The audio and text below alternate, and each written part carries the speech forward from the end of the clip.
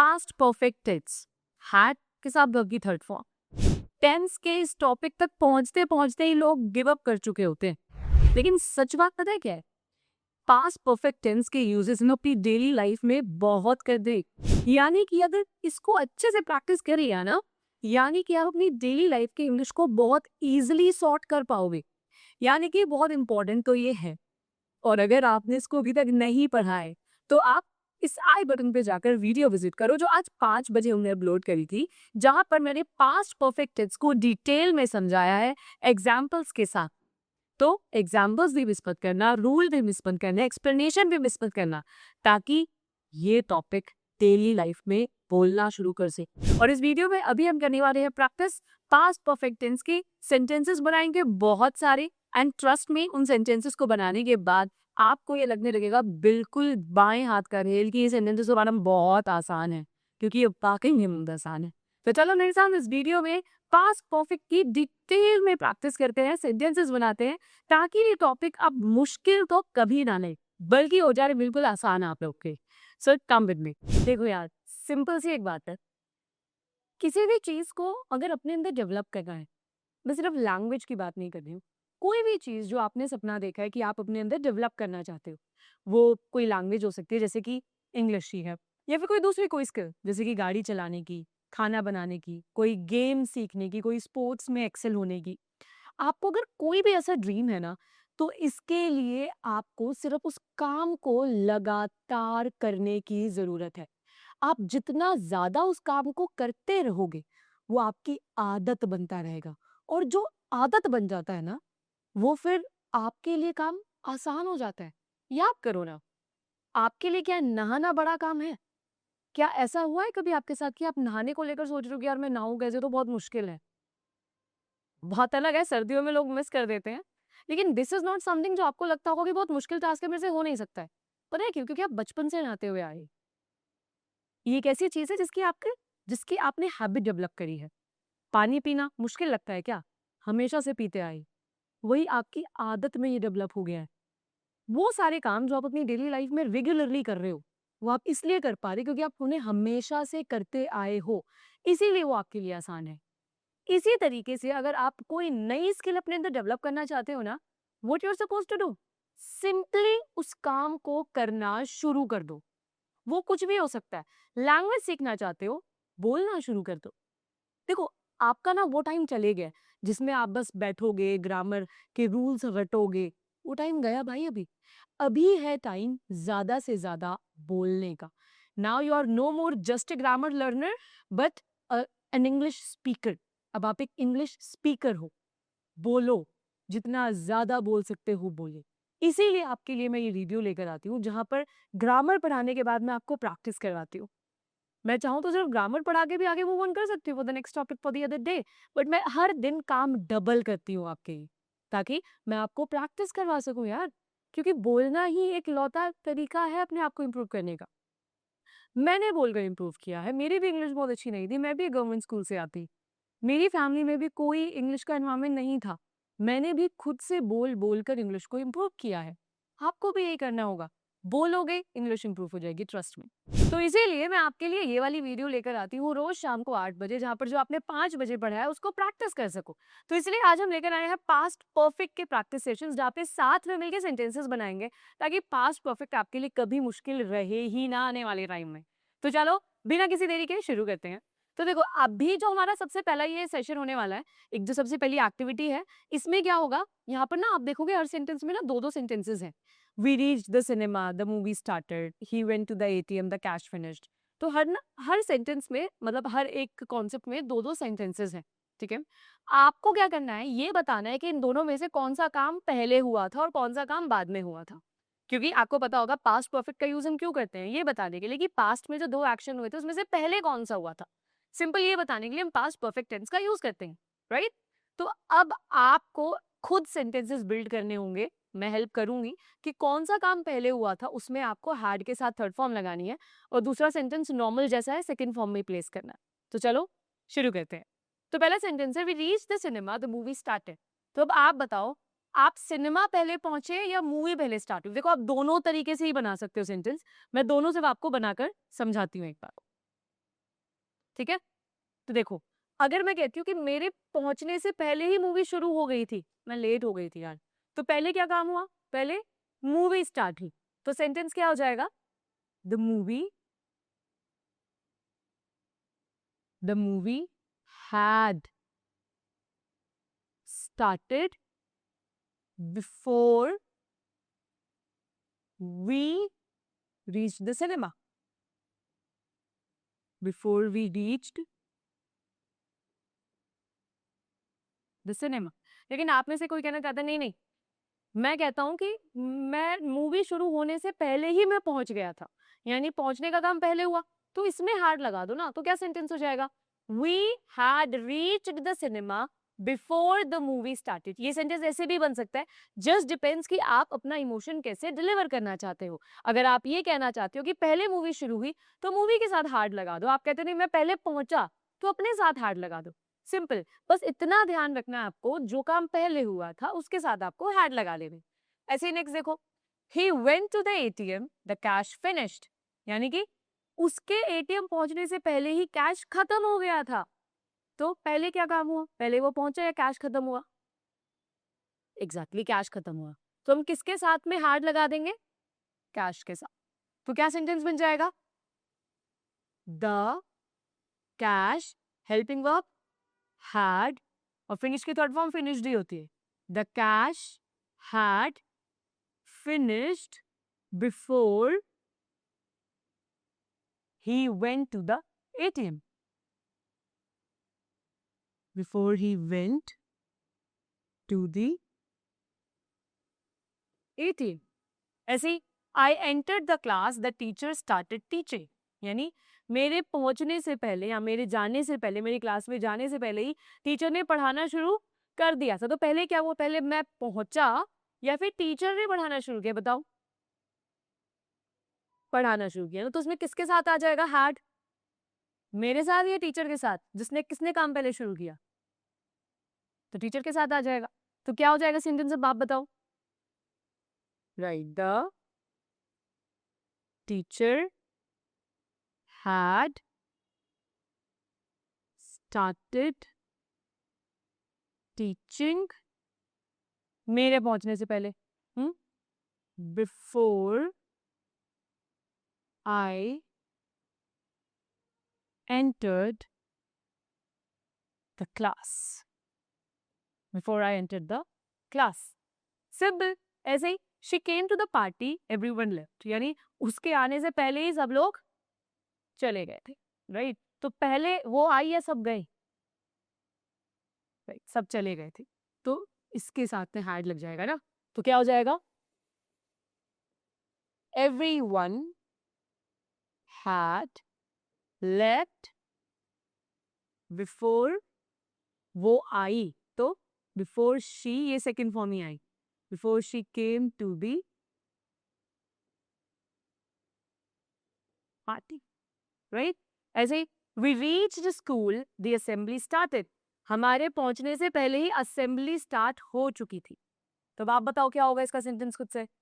पहले को क्या हुआ? पहले हम पहुंचे या असेंबली स्टार्ट हुई? पहले कौन सा काम हुआ? असेंबली स्टार्ट, है ना? पहले असेंबली स्टार्ट हो, तुम क्या बोल देंगे?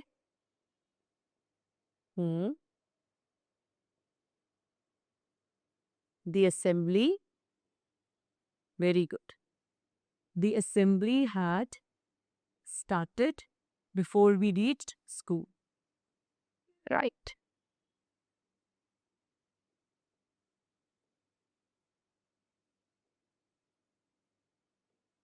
Correct. अब ये next. We reached the shop, it closed. मतलब हमारे पहुंचने से पहले ही दुकान बंद हो चुकी थी. Right. तो आप क्या बोल दोगे? क्या हो जाएगा? The shop had closed before we reached there. हमारे पहुंचने से पहले ही दुकान बंद हो चुकी थी। He reached the ground, the match started.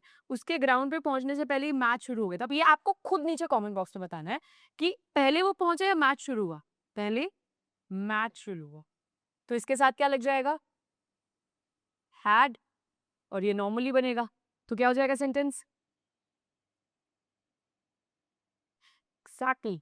The match had started before I reached the, या फिर before he reached the ground.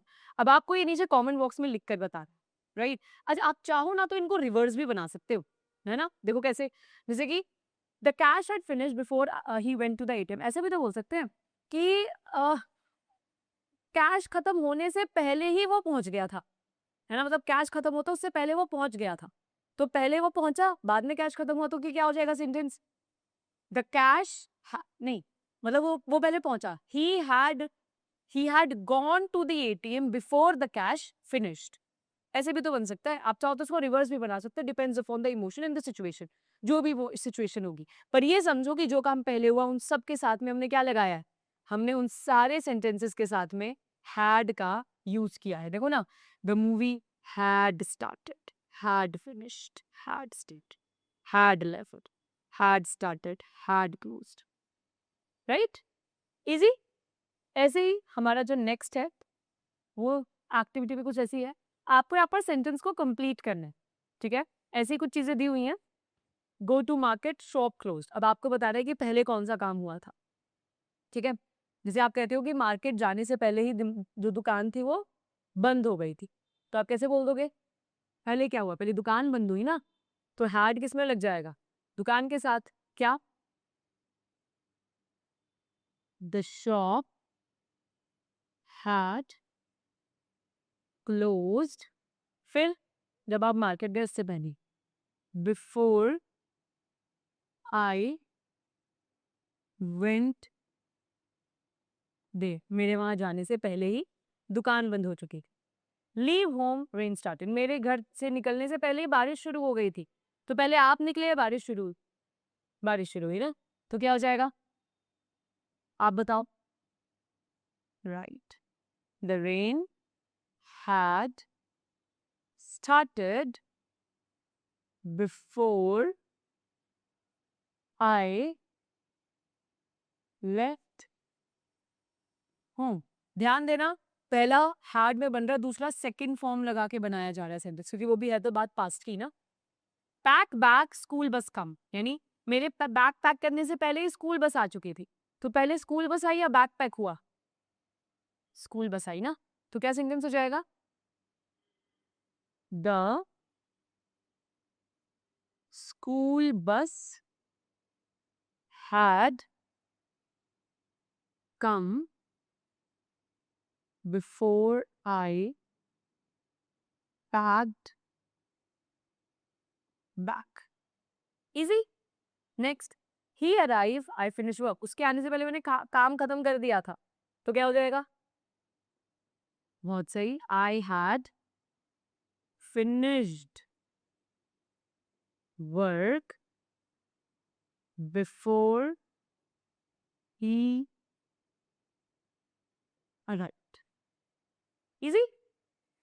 Finish homework, friend come, मेरे होमवर्क फिनिश करने से पहले ही दोस्त आ गया था, तो पहले दोस्त आया, होमवर्क कंप्लीट हुआ, पहले दोस्त आया ना, तो क्या हो जाएगा? My friend had come before I finished homework,